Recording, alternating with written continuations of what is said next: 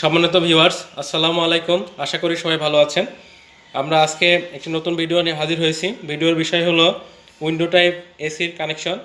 তো আজকের ভিডিও দেখার পরে আশা করি আপনাদের আর উইন্ডো টাইপ এসির সংযোগ করতে বা কানেকশন করতে কোনো ভয় করবে না। তা আমরা আজকে কানেকশনটা ভালোভাবে বুঝিয়ে দেব। তবে প্রথমে একটি শর্ত, সেটা হলো আপনারা সম্পূর্ণ ভিডিওটি দেখবেন, না হলে বুঝবেন না। টেনে টেনে যদি ভিডিও দেখেন তাহলে বুঝবেন না।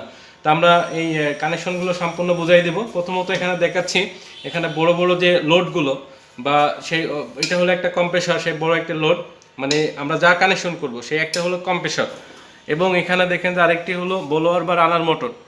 মূলত এই এসির মধ্যে দুটো লোড রয়েছে, এই কম্প্রেসরটি আর এই হলো মোটরটি। তাহলে এই কম্প্রেসর কানেকশন আর এই ব্লোয়ার কানেকশন যদি আমরা করতে পারি, এছাড়া আরেকটি ছোট মোটর এখানে আছে, সেটা হলো সুইপ মোটর।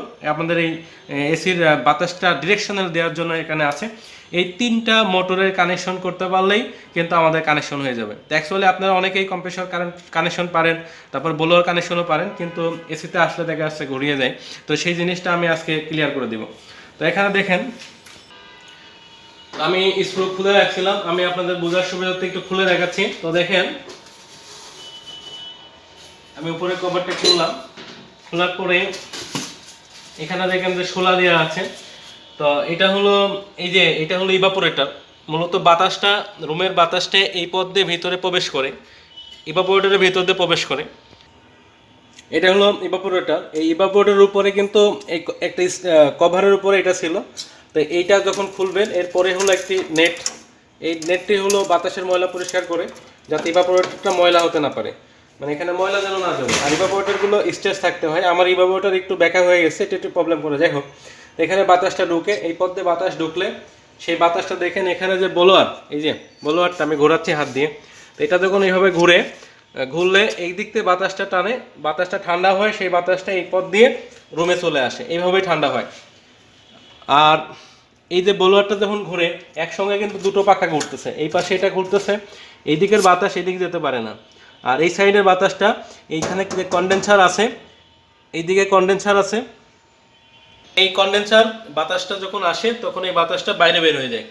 তো অ্যাকচুয়ালি এই অংশটা রুমের বাইরে থাকে, অর্থাৎ আমাদের পরিবেশে আবহাওয়ায় এই গরম বাতাস যায়। আর এই অংশটা এইদিকে দেখা যাচ্ছে, আমরা এতক্ষণ পর্যন্ত আমাদের দেওয়াল পর্যন্ত থাকে, এটা আমাদের ভিতরের দিকে থাকে বা সই সই করে ভিতরে থাকে সমান করে। তাহলে এটা আমাদের এইভাবে বাতাসটা এসে আমাদের এই পথ দিয়ে এসে ঠান্ডা দেয়। তো এখন আমরা কানেকশনটা করব, এই কাজটা একটু বোঝালাম, তারপরে আমরা অন্যান্য অংশটা আলোচনা করে দিব।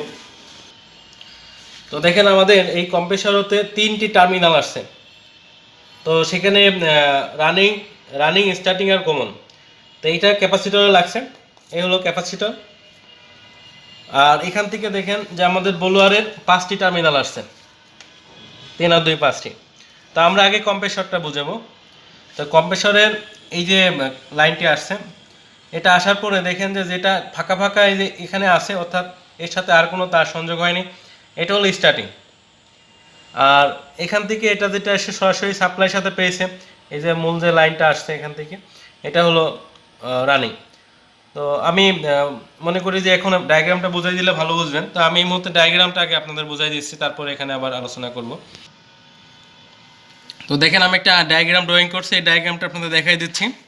তো আমাদের এখানে মূল যে ফেজ লাইনটা আসছে একটা সিলেক্টর সুইচে, সেখানে যেভাবে নম্বরিং করা আছে সেভাবে লিখছি।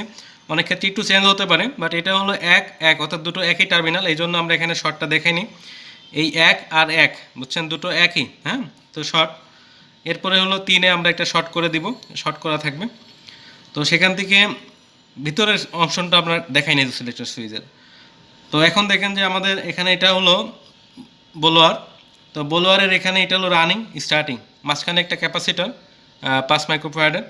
আর এখানে যেটা আসবে এটা হাই স্পিড, এই একটা কোয়েল যেটা ট্যাপিং আছে সেখানে মিডিয়াম, আর এইদিকে যখন আসবে লো স্পিড, ঠিক আছে। এখানে হলো এটা হলো কম্প্রেসর, এটা রানিং স্টার্টিং। এখানে একটা ক্যাপাসিটর 50 বা 60 এরকম মাইক্রোফ্যারাডের, এটা হলো কমন টার্মিনাল। তো এখন দেখেন যে আমাদের মূল নিউট্রালটা, এখানে যে 3টা লোড আছে, কম্প্রেসর, রানার বা ব্লোয়ার, আর হলো এই সুইপ মোটর। তো নিউট্রালটা এসে দেখেন যে এই রানার বা ব্লোয়ারে চলে গেল, এখান থেকে এসে আমাদের রানিংয়ে চলে গেল, এবং এখান থেকে এসে এই যে ব্লোয়ারে রানিংয়ে গেল। তাহলে এখানে নিউট্রালটা এসে সুইপ মোটরে গেল, রানারে কম্প্রেসরের গেল রানিংয়ে, কম্প্রেসরের রানিংয়ে গেল এবং এখানে ব্লোয়ারের রানিংয়ে গেল। তাহলে আমাদের নিউট্রাল কানেকশন শেষ হয়ে গেল। এরপরে দেখেন যে আমাদের এখানে সিলেক্টর সুইচের কানেকশনটা বুঝতে হবে। তো সিলেক্টর সুইচের কানেকশনে দেখেন যে আমাদের ব্লোয়ারের যে 3টা স্পিড, এই 2, 4 আর 6, 2, 2, 4, 6, এটা এসে এই 3টা টার্মিনাল, এই 3 টার্মিনালটা এসে এখান থেকে চলে যাবে আমাদের এই স্পিডের হাই, লো, মিডিয়াম, রানারের বা ব্লোয়ারের। ঠিক আছে, তাহলে এর কানেকশনটা আমাদের ব্লোয়ারের কানেকশন কিন্তু টোটালি শেষ হয়ে যাচ্ছে, কারণ এখানে রানিং থেকে এখানে চলে আসছিল, রানিং কয়েলে যে আমাদের নিউট্রাল লাগছিল, আর এখান থেকেই তো ক্যাপাসিটরের সাথে হয়ে স্টার্টিং লেগে গেছে। আচ্ছা, এরপরে দেখেন যে আমাদের কম্প্রেসরের একটা কানেকশন বাকি আছে। তো এই যে 10 নম্বর 10 নম্বর পয়েন্ট থেকে 10 থেকে নাম্বার 10,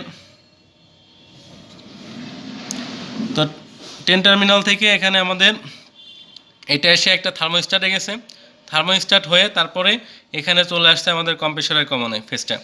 তো এটা হলো এখানে একটা ওভারলোড আছে ভিতরে, ঠিক আছে, এটা বাইরে না, কম্প্রেসরের ভিতরেই। তো ঠিক আছে, এটা গেল।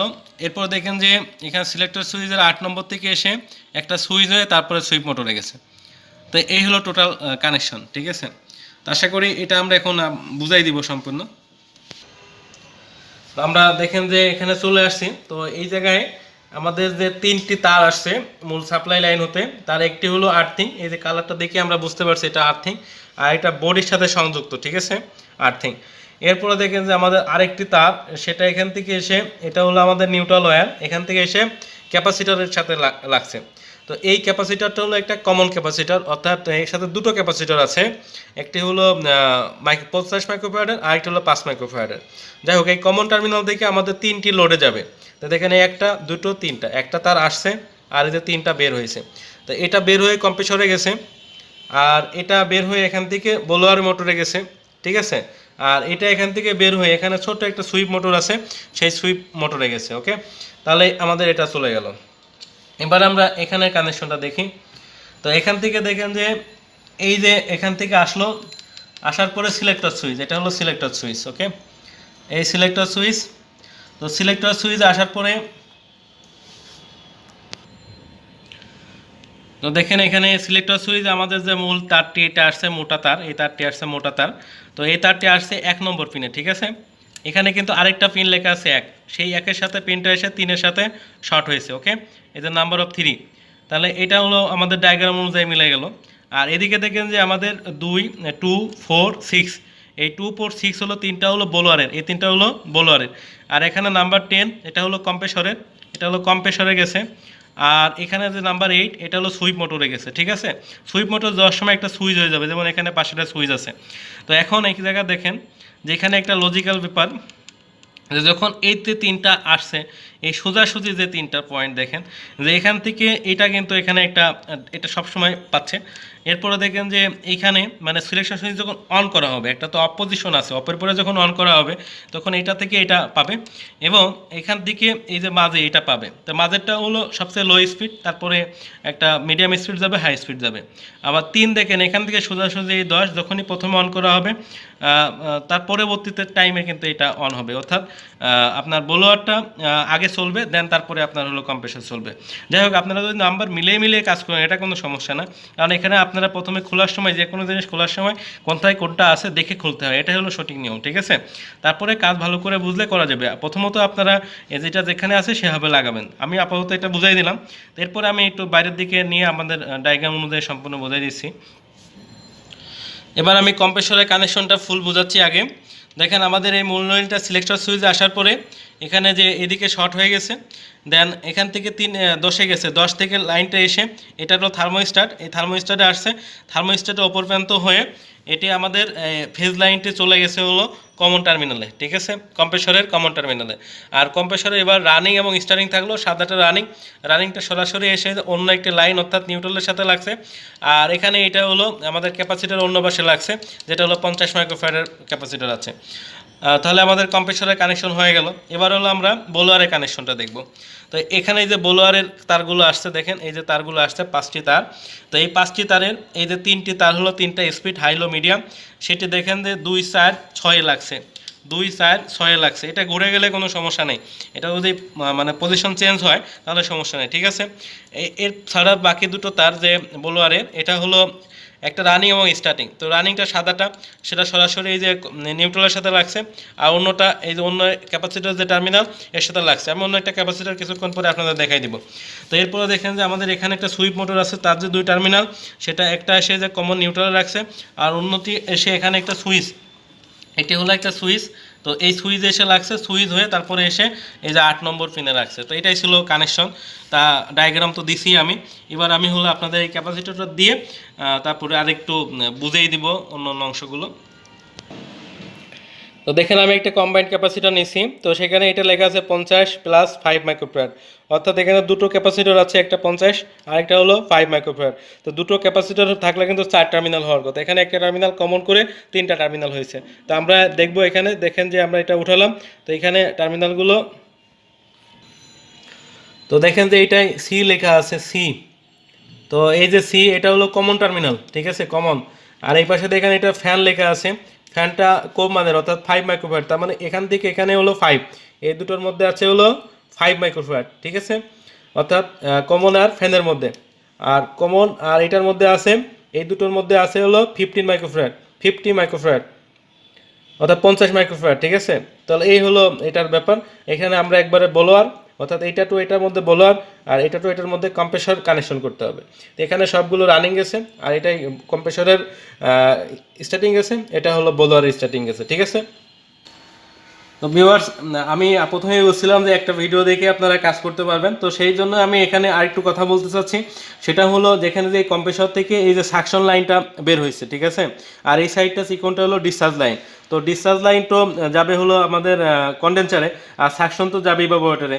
যাই হোক, আপনারা যখন গ্যাস দিবেন, ভ্যাকুয়াম করবেন, লিক টেস্ট করবেন, প্রথমত লিক টেস্ট করবেন, তারপরে ভ্যাকুয়াম করবেন, গ্যাস চার্জ করবেন। যদি এরকম প্রয়োজন পড়ে, তাহলে এই দেখেন যে এখানে দেখেন যে এই যে একটা এই পাইপ বের করা আছে, তো এখান থেকে এটা কেটে আপনার এর সাথে 9 লিটার ভালভ লাগিয়ে কাজ করতে পারবেন, সেখানে লিক টেস্ট করতে পারবেন। যদি এরকম কোনো পথ বের করা না থাকে, তাহলে ডিল দিয়ে এই সাকশন লাইনে যে কোনো এক জায়গায় ছিদ্র করে, ছোট করে ছিদ্র করে, সেখানে ক্যাপিলারি টিউব বের করে সেখান থেকে আপনারা 9 লিটার ভালভ লাগিয়ে কাজ করবেন, দেন তারপরে সিল করে দেবেন।